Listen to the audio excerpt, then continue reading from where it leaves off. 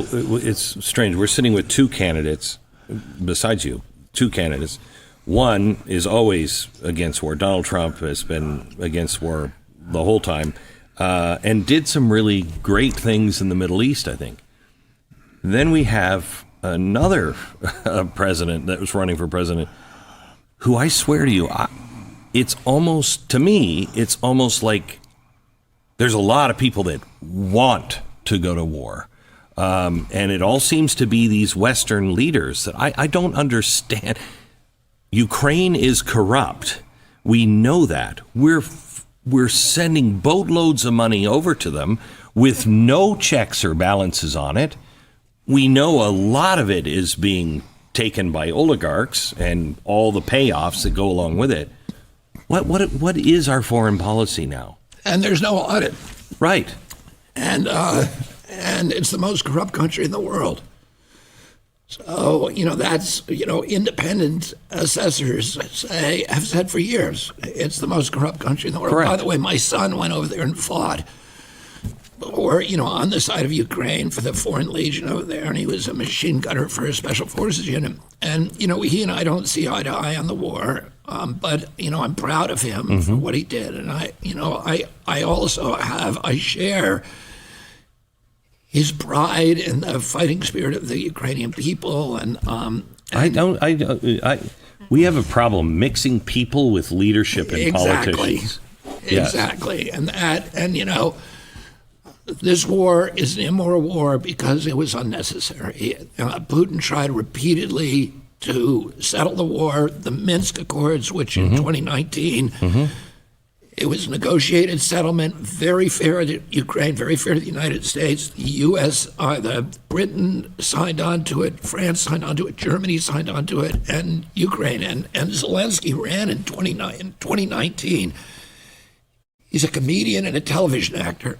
He wins with 70% of the vote because he ran on a peace platform, because Ukrainian people wanted peace. And they wanted to sign the Minsk Accords, and we could have all walked away from it. And Russia would not have Donbass, Lugansk. Instead, Zelensky got in there and he pivoted. Why did he pivot? Well, nobody really knows, but the suspicion is that he was threatened by ultranationalists, read sort of neo-Nazis in his own political party, and by the U.S. State Department, by Victoria Nuland, who's the head of the neocons, and that she said to him, "You will not get U.S. support unless you oppose that agreement."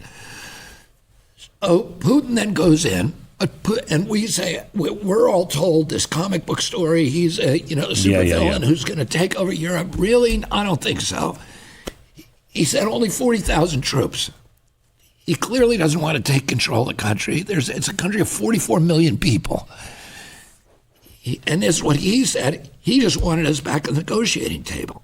So we won't help Zelensky negotiate. So Zelensky goes to China. They won't help him. So he goes to Israel. And Naftali Bennett, the prime minister of Israel, said, "I'll help." And then he goes to Turkey, and Ahmet Erdogan, the prime minister of Turkey, says, "I will help." And they sit down with Putin's people.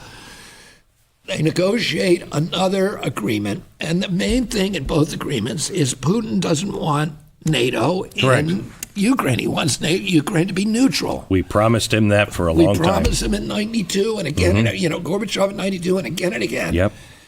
And they told us from the start, if you go into Ukraine, don't go to any of these countries. We went into 14 countries, moved NATO 1,000 miles to the east.